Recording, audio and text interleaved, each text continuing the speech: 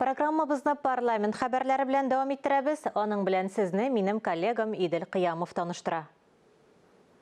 Узган атнаның төп вакыйгасы белем көне 1 сентябрьдә республикада беренче тапкыр партага 55 меңнән артык бала утырды. Президент, парламент рәисе, шулай ук дәүләт советы депутатлары мәктәп линейкаларында, шулай ук яңа уку йортлары ачылышында катнаштылар.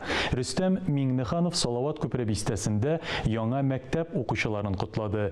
Фәрит Мөхәммәтшин Арт-Сити микрорайонында заманча күп профильле 11 дип аталган лицейда булды. Яңа уку йортында күп төрле яңалыклар. 188-нче лицейда интерактив дәресләр укучыларга тагында күбрәк белем алырга мөмкинлек бирә.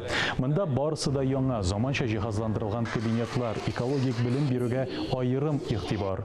Бионика лицейындагы беренче тантаналы линейкада Рөстәм Миңнеханов та катнашты. Менә бу проект 224 балага дигән проект, ул иң яхшы проект. Республикада эшләнгән мәктәпләрнең проектларын алсаң, бу иң яхшы проект. Һәм безнең балаларыбыз яхшы шартларда, яхшы укытучылар белән укырга, белем алырга тиешләр. Моның өчен бөтен шартлар бар. Әлбәттә, менә бу Салават күперендә күп кенә мәсьәләләрне хәл итәргә кирәк. Мәктәп менә килеп чыкты, һәр менә монда матур гына парк. Бүтән мәсьәләләрне дә хәл итәрбез. Башкалабызда 11-нче күп профильле лицейда ачылды. Ул 11 дигән исемне йөртә. Заманча уку сыйныфлары, спорт мәйданнары, бассейннар, лабораторияләр бар. Тантанада Фәрит Мөхәммәтшин катнашты. Үзләренең мобиль кушымталарыннан файдаланалар. Ул укучыларга өстәмә мәгълүмат алырга, укытучылар белән ата-аналарга оператив аралашырга мөмкинлек бирә. Мөмкинлекләре чикләнгән балалар өчен аерым сыйныфлар бар. Алар инклюзив укыту программасы буенча шөгыльләнә. Лицей 1000 ярым укучыга исәпләнгән. Көтеп алынган мәктәп, безнең мәктәптә 1501 укучы өчен төзелгән. Монда инде бөтен яктан, инфраструктура ягыннан да, укытучылар ягындан да бөтен әйбер әзерләнгән. Инфраструктурадан карасак, монда 2 бассейн бар, зур, матур ресторан, актовый зал, лабораторияләр, укытучылар эше өчен бөтен условиялар әзерләнгән. Һәм дә инде укытучыларны карасак, алар бөтенесе профессиональ яктан югары дәрәҗәдә, алар бөтен балаларны көтеп алган.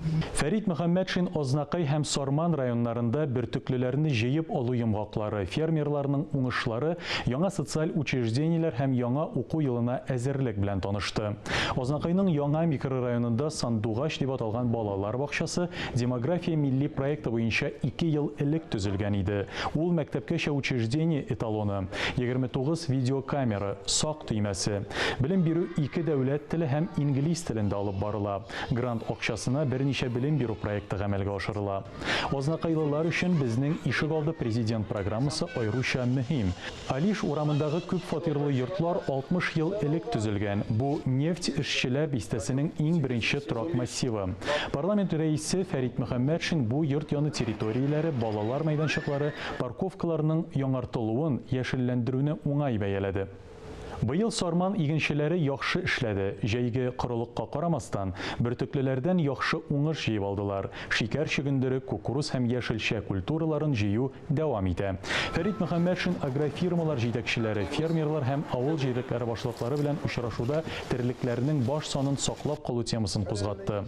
Шулай ук җирле җитештерүчеләр белән аралашты.